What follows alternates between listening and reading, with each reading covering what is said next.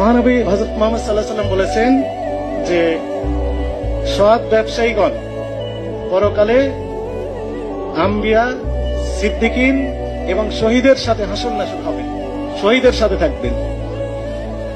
কোন পেশা থেকে বলা হয়নি যে বেহেশত নিশ্চিত, কিন্তু ব্যবসা করলে, সৎ ব্যবসা করলে আপনি বেহেশত পাবেন, এটা অনেকটাই নিশ্চিত।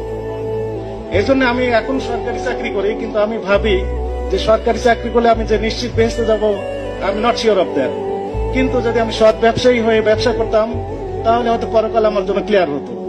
এই জন্য আমি প্ল্যান করে রেখেছি যে রিটায়ারমেন্টের পর একটা ছোট একটা ব্যবসা করে যেন পরকালে বেহেশতে যেতে পারি। এটাই আমার প্ল্যান, আমি এটি বলে দিলাম। কিন্তু শর্ত প্রযোজ্য, এখানে বলা হচ্ছে সৎ ব্যবসায়ী, সৎ হতে হবে।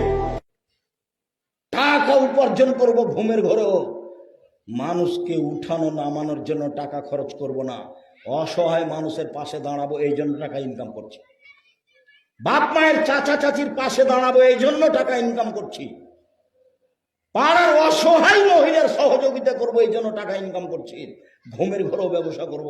আল্লাহ রাসূল বলছেন, আর তাজেরা সাদেকুনিল মেত ইয়াউমাল কিয়ামাহ সিদিকা শাহুদাল আম্বিয়া, সত্যবাদী ব্যবসায়ী জান্নাতের নবীদের সাথে থাকবেন। নেন এবার। আর বলছে জমি চাষ করেন। আল্লাহ রাসূল জমি চাষ করলে অন্তর শক্ত হয়ে যায়। জমি চাষ নাজায়েজ নয়, তবে ভালো নয়। আল্লাহ রাসূল ব্যবসা করতে বলছেন, বলছে সত্যবাদী ব্যবসায়ীরা নবীর সাথে থাকবে জান্নাতে। হাদিস সহিহ।